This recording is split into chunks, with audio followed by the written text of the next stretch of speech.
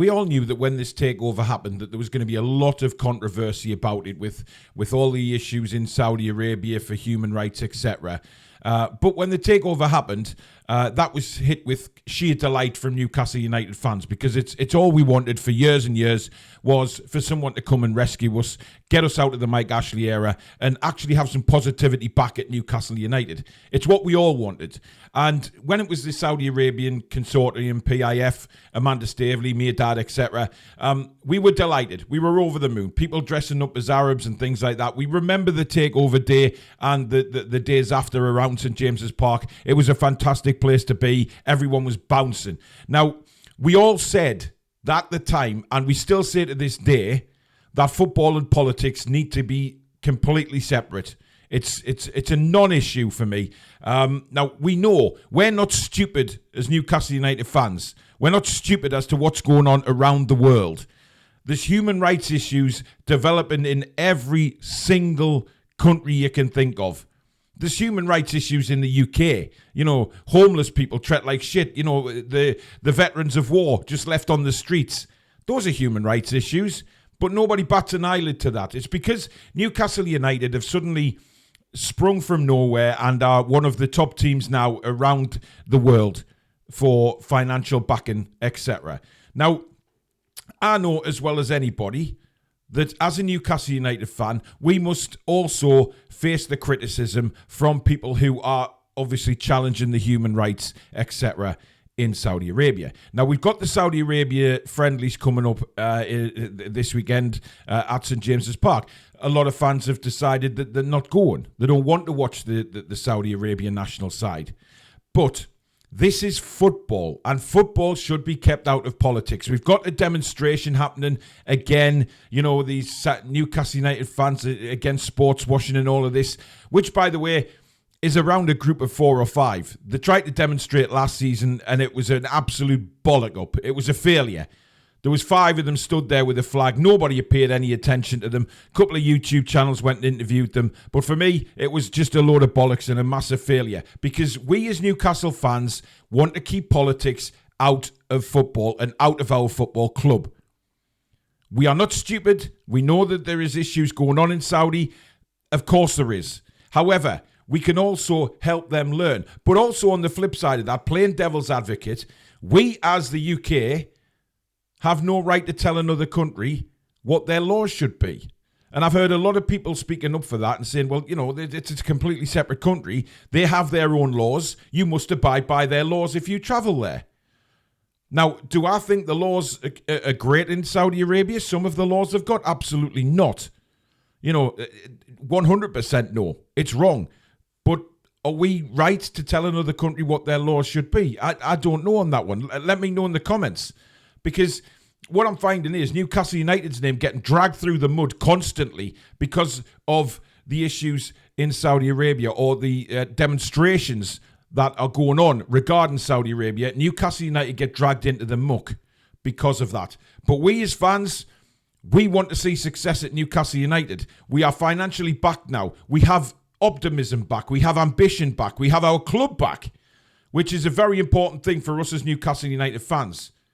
The politics of it all should be dealt by the politicians. And we as a channel and a lot of other Newcastle United fans have said this across the board, that politics and football are 2 separate entities and should be kept clean. Newcastle United have played it by the book since the takeover. We haven't cheated. We haven't done anything regarding FFP. We have stuck to the laws of the game. Now, you could question that other clubs haven't.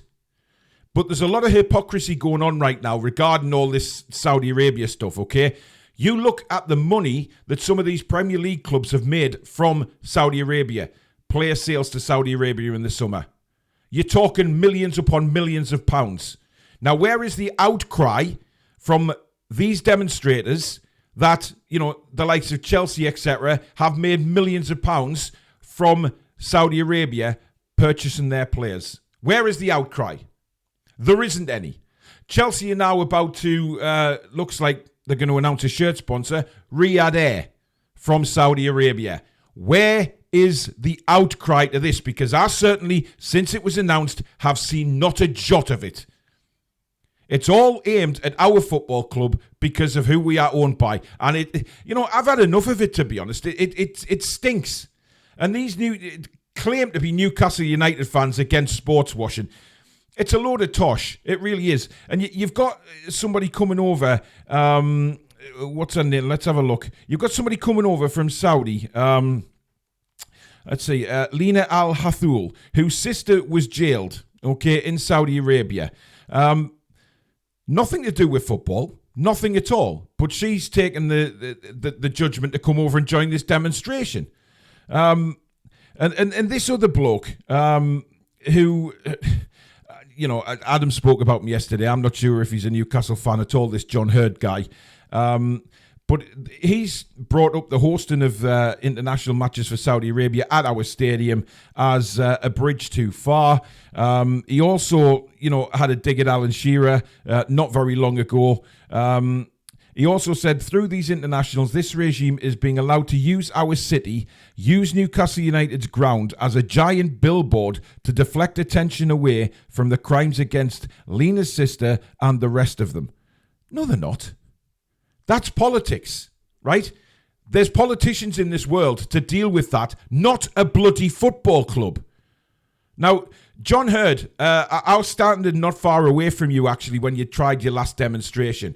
And I listened to you give a couple of interviews to a couple of other YouTube channels, and I just thought you were talking absolute bollocks because you were being very hypocritical of yourself, and you couldn't actually give proper answers. You didn't know what to say.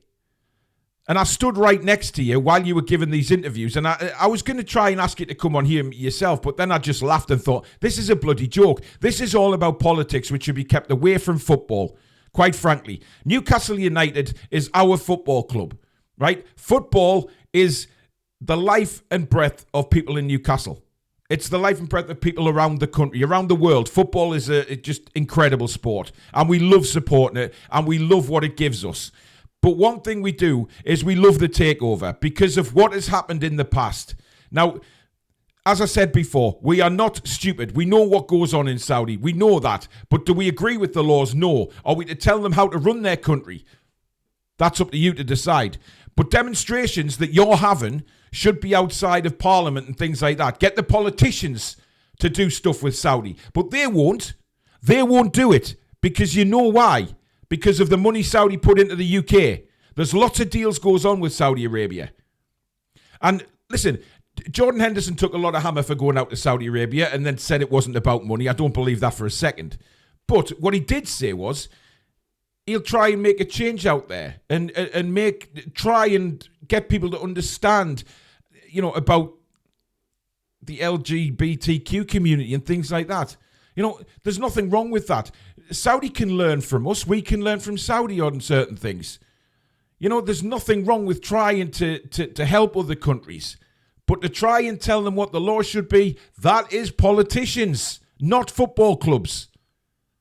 And quite frankly, I think your demonstration that you're going to put on this time is utter tosh. I think it's going to fall down just like your last one did last season. It pisses me off. It really does. And, I watched the video with Adam yesterday when he went to the meeting and hardly anyone was there. There was more media there than people actually present because no one gives a toss. Nobody gives a toss. Right, about you claiming that the sports washing goes on at Newcastle. Whatever human rights issues are going on in this world is for governments to deal with, not football clubs. You need to keep football clubs out of it, my friend. And unfortunately, I think your demonstration just fall on deaf ears. Do I agree with Saudi Arabia playing international matches at Newcastle? I don't know. I don't know where I stand on that. But it's going ahead anyway. But to say that they're putting them games on just to deflect issues that are going on in Saudi Arabia is an absolute load of bollocks. This is football. And people need to remember that this is football and stop the tripe of trying to drag Newcastle United into the mud. Because when you've got other football clubs in the UK making millions of pounds on transfers with Saudi Arabian money, nobody comes out and gives two hoots. Nobody gives two hoots about the fact that Riyadh Air are going to be sponsoring Chelsea's shirts. Where's all the outcry for that? There isn't any. Because people think that Newcastle United are an easy frigging target and will go for us all the time. And it is absolute bollocks. So, John Hurd, I'm sorry, mate, but you should be demonstrating somewhere else, not Newcastle United, if you even are a Newcastle United fan. Because you were questioned on certain things regarding Newcastle United that you couldn't answer. You just failed to answer. So questions have to be asked about you, my friend. But leave Newcastle United out of it, okay? Leave human rights issues out of football and concentrate on going down to the government and speaking to them about it who can actually make a difference. Because dragging our club through the mud month after month is utter bollocks when other Premier League clubs are making millions of money from Saudi Arabia and are going to be sponsoring shirts. But there's no outcry about that. There's no demonstrations outside of the Premier League offices or Stamford Bridge because of Riyadh Air. Nothing like that. It's just because it's Newcastle United and you guys think you can gain attention by using our football club. You accuse Saudi of using our football club. You were doing it yourself, using Newcastle United as a weapon to try and demonstrate against the human rights. We all wish human rights issues were sorted and people could live decent lives. But unfortunately, around the world, that is not the case, even in this bloody country. So you're very hypocritical about what you're doing, pal, and I don't agree with it. I agree that things need to change around the world, not just in Saudi. But stop dragging Newcastle United through the mud because it's pathetic. It's getting really pathetic. So let me know in the comments what you think. Am I being too harsh? You know, me as a person, as an individual person, I think that there is terrible things going on around the world, including Saudi Arabia. But football and politics don't go together. It needs to be kept clear. I would admire them more if they went to the government and challenged them day in, day out about the human rights and get them to try and help Saudi achieve something and change the laws. But whether they want to go to another country and say, your laws are this, your laws are that, do we have the right to do that? I'm not so sure. Whether you agree with them or not. But football is completely different, and that's what this video is about. I accept that there is human rights issues around the world, including Saudi, and I wish to God they would get sorted. But stop dragging Newcastle United through the shit. Let me know in the comments what you think about that. Do you agree with me? Or if you don't agree with me, then state why. Let's have a normal conversation about it without, any abuse or anything like that. A normal conversation in the chat. Let me know. Now, today marks the end of the transfer deadline in Saudi Arabia, and Eddie Howe has a bit of a headache on his hands today as there is serious interest coming from Saudi Arabia for club captain Jamal Lascelles. Now, we spoke about this before, and it's interesting, isn't it, given the predicament that we're in with our centre-backs at the moment. Everybody's saying, we should have signed a centre-back, etc. We didn't end up signing the centre-back, of course, and we've discussed that many times on the show. But this time around, Lascelles, who will probably want first-team football, let's be honest. But is Saudi Arabia the right move for him? He'll get first-team football there, and there's been rumours of up to £15 million being offered for Jamal Lascelles, which is crazy money, given that his contract ends, in the summer of 2024. So do Newcastle think, right, £15 million, that's another income, that's more money towards FFP? You never know. You just don't know how they're thinking regarding that. If they do sell him, it leaves us rather short of defenders. That's a natural fact. Can any other defenders who we've signed as fullbacks, etc., play in that position? I don't know. We'll have to find that out.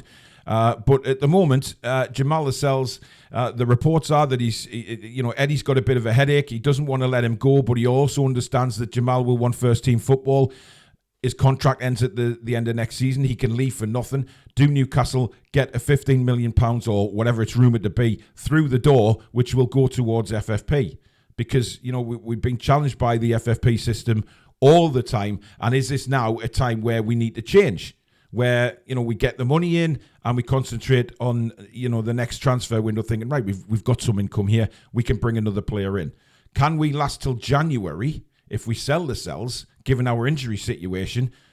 Who do we put at centre-back? It's a very interesting question. I've heard a lot of people say Livramento has been, trained up as a centre-back. If that's the case, do we put him in? Because at the moment, Botman and Schär still very doubtful for the Brentford game. I think I read that there are only 25% chance of both of them making it. So, we do have issues there. So we'll have to see what happens during the course of today. But at the moment, Jamal Lascelles is still a Newcastle United player, of course, and there's certainly nothing to say he's in talks or he's gone for medicals. Clubs are interested in him in Saudi, but nothing happened as yet. Do we sell our club skipper or do we not? Let me know in the comments. And finally, some unfortunate news, of course, that we heard yesterday was that former goalkeeper and club legend Steve Harper suffered a stroke. The good news is that Steve is recovering well in his bid to overcome this. He's awake, and he was actually active on social media yesterday, which was absolutely fantastic. Only 48 years old, which is no age at all, but we know how devastating that strokes can be. We know how devastating they can be to the families, and we just hope that Steve makes a full recovery. Of course, he's academy director now, and of course was around Newcastle United for 20 years during a playing career where sometimes he was first choice, then he was backup. He never complained. He was a massive influence on a lot of people at the football club and still is to this day. You look on social media yesterday and you see all the wonderful things that were being said about Steve Harper, about the times he's met total strangers but been an absolute perfect gentleman. You've seen ex-footballers from around the world sending messages to Steve yesterday, wishing him well, and the prayers were with him. And it's fantastic to know that he had that kind of presence where people will from all over the world contact him to send their prayers. It is really good that he's recovering well. It's a long road back, as we know, from these sort of things. But if one thing we know about Steve Harper is that he's a fighter, and he will fight his way back to full health. So I just wanted to say a little bit about Steve from everyone at the Toon Review. Steve, we send our heartfelt thoughts and prayers to you and your family and wish you a very, very speedy recovery. But thank you very much for watching today's news, guys. If you have enjoyed it, please do hit the thumbs up button. As usual, very important that we stay up there in the search department on YouTube so that fellow people like yourselves can find the channel. If you are new and you like what you've seen, please do hit the subscribe button. As you can see, we are now just 10 subs away from 23,000, which will be absolutely incredible. So please do subscribe if you're new, and don't forget to hit the notification bell to let you know when we go live or we upload any future videos. If you're watching this on Thursday, tonight at 7 p.m, we have a transfer show, believe it or not. Despite the window being closed, it is going to look at all the free transfers that are still available. Players that don't have contracts with anybody. Is there anybody that Newcastle United could maybe go in and get as backup, even on a year's contract? But we'll take a look at that with myself, Billy and Alex tonight from 7 p.m, so don't miss that. But in the meantime, guys, have a wonderful day, and we'll see you soon. Don't forget to leave the comments and let me know what you think. Take care.